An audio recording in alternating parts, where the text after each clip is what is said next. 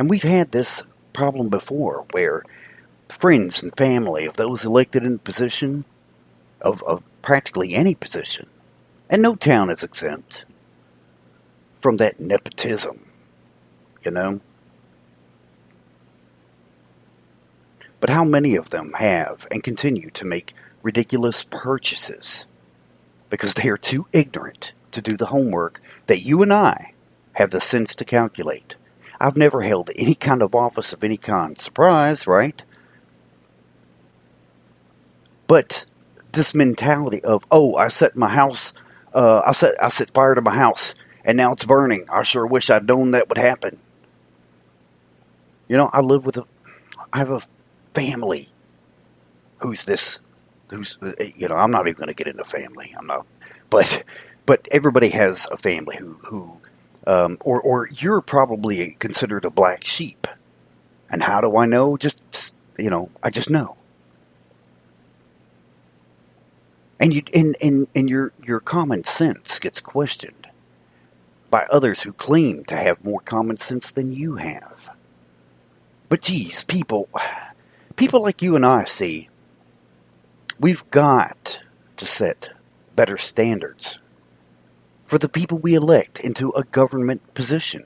The problem is that the people are actually intelligent. The people that actually are intelligent are those that are definitely too smart to run for office.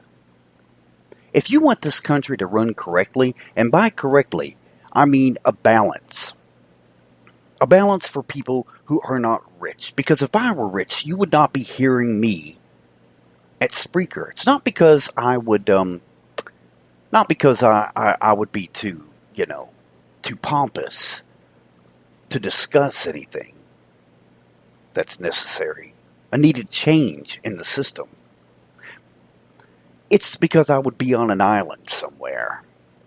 Or I would buy, a giant farm or something and build a house in the center. And no one would be able to get through the gates. I just want peace and quiet. But if you want this country to run correctly, elect a farmer, a true farmer. Elect someone who has been genuinely hungry or truly broke. You will see a shift in priorities. But that will never happen. They need people with low self-esteem to run for office. People that will roll on the very ones who voted them into office so they can make another few $100,000. That's what matters to them. And if your candidate is not crooked when he or she is elected, they will be crooked by the time they leave that office. Maybe we should think of it this way. Pretend your country is your offspring, your son or daughter, and you aren't going to let just anyone date them. But even then, does that really matter? Popular vote, the voice of the people, is never going to be louder than the voices of the Electoral College. Whatever. There is a better system. And it's up to us. There are very few who are tasked. It's encrypted in your DNA. It's in a little segment of your brain that you're going to wake up one day and see that a change needs to be made. It doesn't mean go out and block traffic or set fire to buildings or block ambulances or anything. I'm not against Black Lives Matter by any means. I'm against the ignorance and idiocy of trying to be heard by committing more crimes. But anyway, switching gears slightly, as if you didn't need more to fear, get this, an article in popularmechanics.com entitled Pentagon Confirms Russia Has a Submarine Nuke Delivery Drone. Well, that's just great. That's just great. The undersea drone which carries an enormous nuclear warhead to destroy coastal cities and military bases. It was tested late last month. The test, of course, was leaked by an unnamed source. How convenient. I remember, let's see, gosh, Russia, well, they're the bad guys, right? I mean, they did all that hacking and all that stuff into Hillary's email, and gosh, I think there was I think there's a little history, a little bit of that fake news from that somehow got Trump elected. But it's very convenient. The unnamed sources. To the Washington Free Beacon. Russia calls the system Ocean Multipurpose System. Status 6. And it is allegedly capable of traveling underwater to distances of 6,200 miles. It could submerge to a depth of 3,280 feet and travel at speeds of up to 56 knots. Now I'm going to tell you something. My first wife, her dad worked, and I can go and say all of this now because we obviously weren't able to back then. This is over or nearly 20 years ago. He worked at Johns Hopkins University in a department in which they essentially recorded sound signatures of ships and submarines launched by other countries. Now, granted, they had to extend, and he did this on a submarine, because you see, it's just like in Star Trek. Every ship had a particular warp core signature. And if there were traces of that signature, that energy signature, they would be able to compile a database, because no two ships sound exactly the same. And with computer enhancements and things like that, you can discern, based on the sound, exactly what ship was launched. Now, if you're lucky enough to get the information of what ship is launched that day while you're in a submarine, out of bounds in waters that you have no right, because yes, your government does this and more, just to generate a database. Even then, he had a top secret security clearance. Now, of course, everybody says they know someone who does, but I actually got to go to his work one day. I didn't get to go into the deeper parts of Johns Hopkins, but I actually got to go and see everything. There's a department at Johns Hopkins who even 20 years ago was using retina scanning technology. Even then, with his top secret clearance on these subs that he would go and be on for months at a time, when he was ever up in the engineering department, they had custom-made little pieces of cardboard or paper to paste over. He's an American, but he was not allowed to know how fast a nuclear sub could go.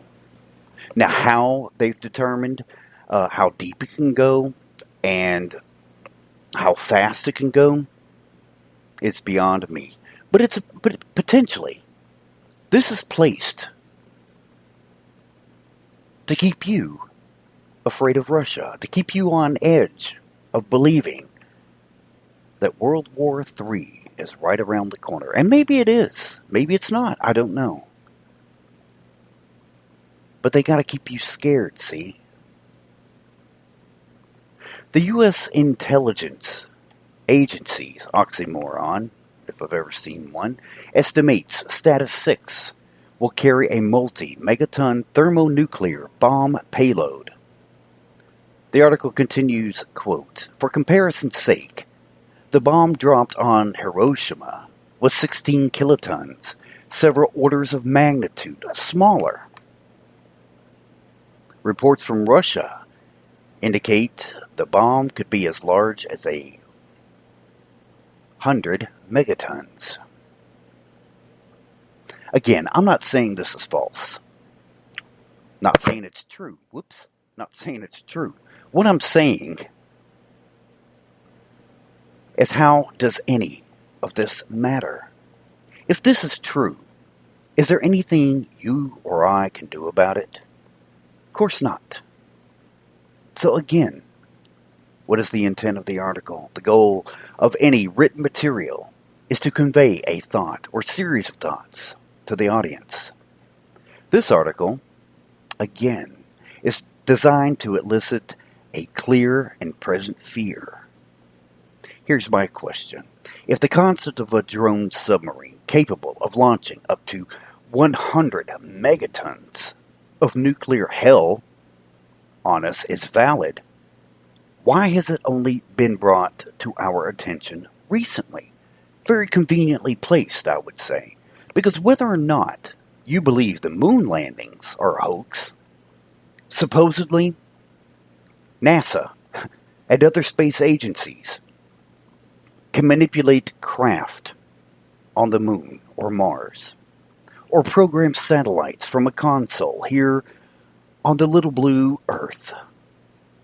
We're talking about receiving data from Mars that travels. All electromagnetic waves travel at the speed of light. This is 186,000 miles per second. And get this, a fun fact, the sun is 92, on average, million miles from Earth. If the sun were to explode, we would not be able to see it for 7 minutes. 92 million. A photon from sun can travel to Earth in 7 minutes, 186,000 miles a second. At that speed, it will still take an average of 13 minutes, 48 seconds to send or receive a signal from Mars. It's 249 million miles from Earth. Okay, what's my point? So we can drive a little car on Mars from almost 250 million miles. Remotely control craft that land on the moon. But we're just now getting around to building something to remotely launch intercontinental. Well, it wouldn't be intercontinental if they were closer to us. But they're ICBMs nonetheless, from a submarine. We're only just now. You see how conveniently placed this is? Because, see, Russia, and there's more news about Russia coming up in another little segment. Russia is supposed to be the sworn enemy. But we're only just now arriving at the technology to remotely control a sub that can wreak havoc on the United States. Well, what are we doing in response? I don't know. I didn't see that in the article. Russia, maybe they're using Google Ocean so it can just be a pilotless sub to come bomb your beaches and military bases. We have to discern the truths from our media. And it was only, and ironically, a moment ago, talking to my wife, she reminded me of one of my favorite quotes from one of the greatest films of all time, Cloud Atlas. The quote, "Truth is singular. Its versions are mistruths." So I'll be back after I get some more chamomile tea.